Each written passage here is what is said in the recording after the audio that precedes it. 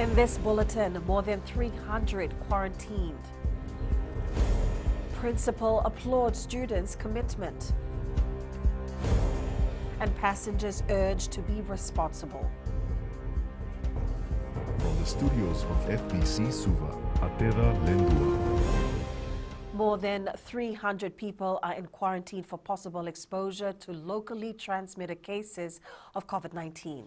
Head of Health Protection, Dr. Alicia Sahukan, confirms these are people who attended a funeral in Tawakumbulo Toka over the weekend and other primary and secondary contacts of those who have tested positive this week. A 53-year-old woman who is positive for COVID-19 was present at the funeral, which has been classified as a super spreader.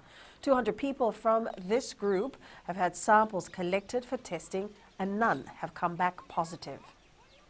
We've done a total of 44,481 COVID-19 laboratory tests, with a daily average of 394 tests per day over the last 7 days, and a weekly average of 1,892 tests per day over the last 2 weeks. The COVID-19 pandemic has been a blessing in disguise for St. John's College in Ovalau. Principal Mariana Kitolele says student attitudes towards their studies and teachers' commitment have changed over months of lockdown and restrictions last year. This has been proven by the external examinations pass rate last year when compared to 2019. Kitolele says this is an achievement in itself for the school. In 2019, we had only 46% pass for Form 6, and our Form 7 was about 27% or 29%. It was very low. Last year we had 85% pass rate for Form 6 and 97% Form 7. 5 police officers who allegedly planted a bag containing methamphetamine in a vehicle appeared in the Suva Magistrates Court today. The 5 are jointly charged with 1 count of conspiracy to defeat justice. It is alleged that on April 25th last year, the 5 conspired and knowingly and maliciously accused a 23-year-old of an offense under the Illicit Drugs and Control Act 2005.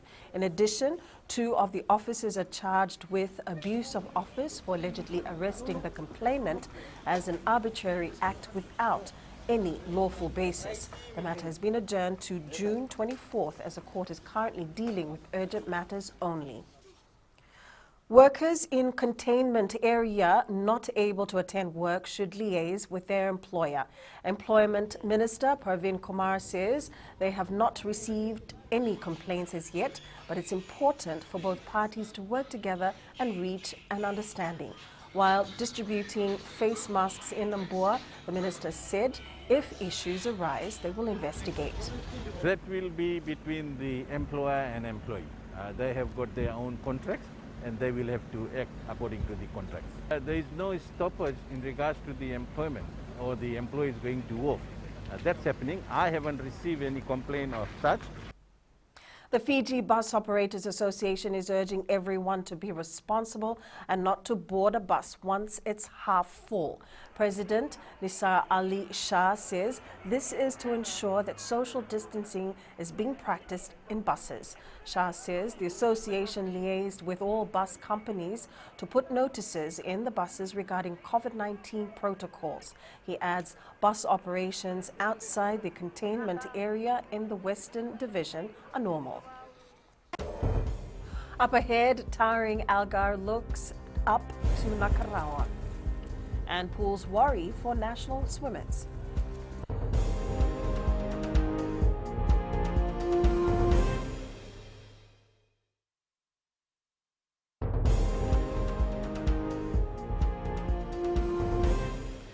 Growing up watching the magic of Leone Nakarawa on the rugby field inspired 18-year-old Sean Algar to take up the sport. The Australian-born youngster played for Naitasiri and the Skipper under-19 competition last year before joining Suva this year. Hoping to one day play on the big stage, Algar says he takes his pointers from the Flying Fijians lock.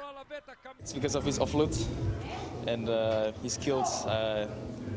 Like motivated to practice more and try and become like him, I guess. It is like repeating history as National Fiji swimming reps once again look for venues to do their individual training. Following the cancellation of sporting events due to the recent COVID-19 outbreak, the Federation has had to postpone its Olympic qualifying event. Federation official Teresa Chia says requests for availability of training centres for its 3 athletes in Suva have been futile.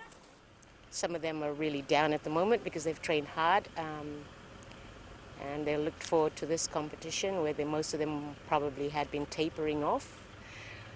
But now I think they would have to go back to when it was originally locked down, where they would have to either find time to go and train in the sea or find a private pool where they could train and also do their gym work.